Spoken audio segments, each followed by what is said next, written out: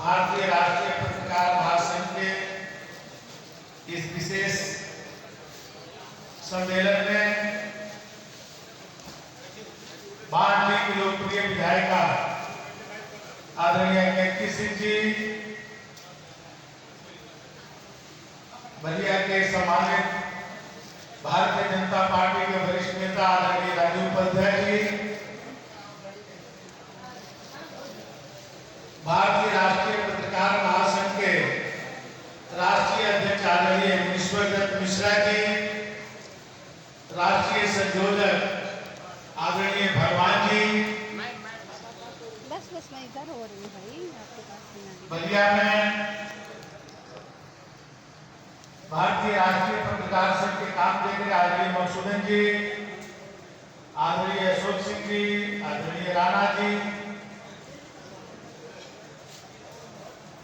रसवा के लोकप्रिय विधायक, उनके छोटे भाई, हम सबके भी छोटे भाई आदरणीय रमेश सिंह जी, पूरे देश से यहाँ उपस्थित हुए सभी पत्रकार मित्रों, यहाँ उपस्थित सभी कई जगहों से आए हुए हमारे सभी विद्वान कवि, यहाँ उपस्थित सभी सम्मानित नागरिक बंधुओं, संजीव कॉलेज के सभी प्रबंध से जुड़े हुए सभी सदस्यगण, आज जो है भारतीय राष्ट्रीय पत्रकार महासंघ बलिया में अपना जो विशेष अधिवेशन कर रहा है, इसमें अपने पत्रकारों की सुरक्षा, उनकी सुविधा का ख्याल रखते हुए समाज में पत्रकारिता का स्तर और कितने बेहतर ढंग से हो सके, इसके बारे में भी आप लोग जो है आज चिंतन करेंगे। पत्रकारिता समाज का चौथा स्तंभ है। आप लोगों के कलम में बहुत ताकत है,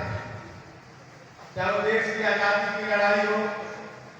या समय समय पर देश के व्यवस्था परिवर्तन में आप सबका विशेष योगदान रहा है। हम लोगों ने सुना है कि जब देश की आजादी की लड़ाई हो रही थी, उस समय के अंग्रेजी हुकूमत में भी जो अपनी पत्रकारिता ने जो योगदान दिया,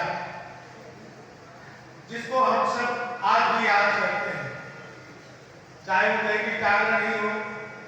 हिंदी जगत में सबसे ज्यादा बिकने वाला अखबार है, उसके रिपोर्ट संजीव उस समय छोटे से रूप में उस पत्रकारिता शुरू किए थे। अंग्रेजों ने किस तरह से उस समय अत्याचार किया, लेकिन जनमानस में भारतीय आंदोलन को समर्थन करके देश को आजादी में उनकी महत्वपूर्ण भूमिका रही। इसी तरह से बहुत सारे देश के जो उस समय के पत्रकारों ने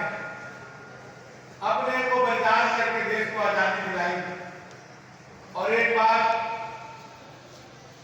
आजादी के बाद जब लोकतंत्र की हत्या हो रही थी, उस समय भी पत्रकारों की कलम चली। उस समय के जनसत्ता और उस समय के उसके मालिक गोयनका को किस तरह से प्रताड़ित किया गया, लेकिन उन्होंने उस समय कहा था कि मैं एक लोटे से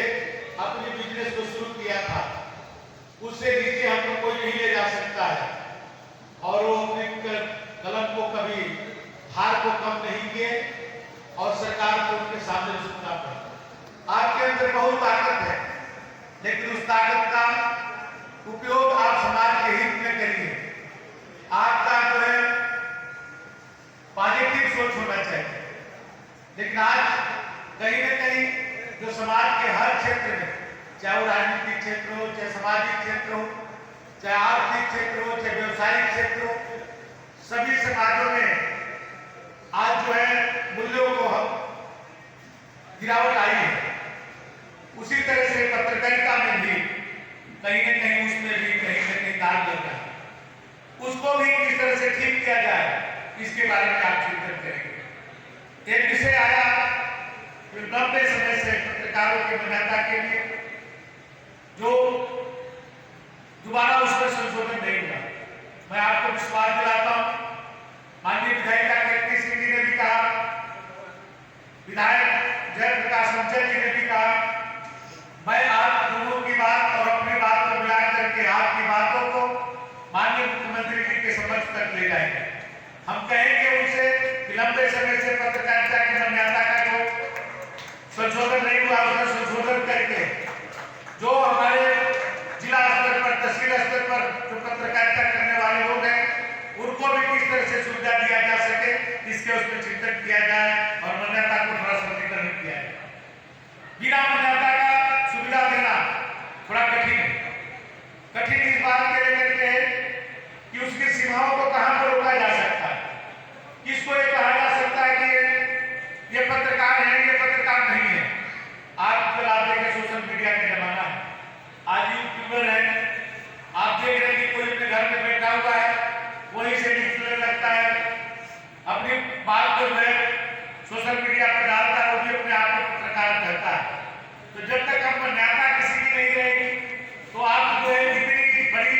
इसमें बाढ़ आ जाएगी कि इसको नियंत्रण करना बड़ा कठिन हो जाएगा। हम आपकी बात से सहमत हैं कि मान्यता का सरलीकरण होना चाहिए और इसको जिला स्तर पर, तहसील स्तर पर जो लोग कार्य करते हैं उनको उसी तरह की श्रेणी बनाकर मान्यता दे देना चाहिए और उस मान्यता से जो सुविधा हो उस सुविधा भी आप सबको प्राप्त हो। मैं अपने विभाग में भी, परिवहन विभाग में कोशिश करूंगा कि आप सबको यदि मान्यता में सुविधा मिलती है तो निःशुल्क यात्रा की भी हम व्यवस्था करने की कोशिश करेंगे कि आप सबको निःशुल्क यात्रा दें। ठीक है, जो प्रदेश के मान्यता रखते हो उनको प्रदेश भर की यात्रा सुगम हो, जो जिला स्तर की मान्यता रखते हैं उनको जिला स्तर पर उनको यात्रा दी जाए, जो तहसील स्तर पर है उनको इसी तरह से उसकी व्यवस्था में किया जाए। तो ये बहुत बड़ा सुव्यवस्थित हो जाएगा, क्योंकि आप एक समाज के अंग हैं। हर क्षेत्र में सरकार आज सोच रही है और आप एक समाज के चौथा स्तंभ हैं। आपके बारे में भी निश्चित तौर पर जो अभी तक बहुत सारे उसमें पत्रकारिता के जगत में बहुत सारे परिवर्तन हुए, इलेक्ट्रॉनिक मीडिया से लेकर के सोशल मीडिया का नया प्रभाव हुआ है, तो उसके मान्यता में भी संशोधन होना चाहिए।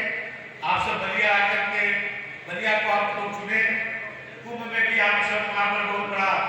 अधिवेशन आप लोग कराए थे, उस समय भी हम लोग आने का था, लेकिन उसी दिन और भी बहुत सारे कार्यक्रम,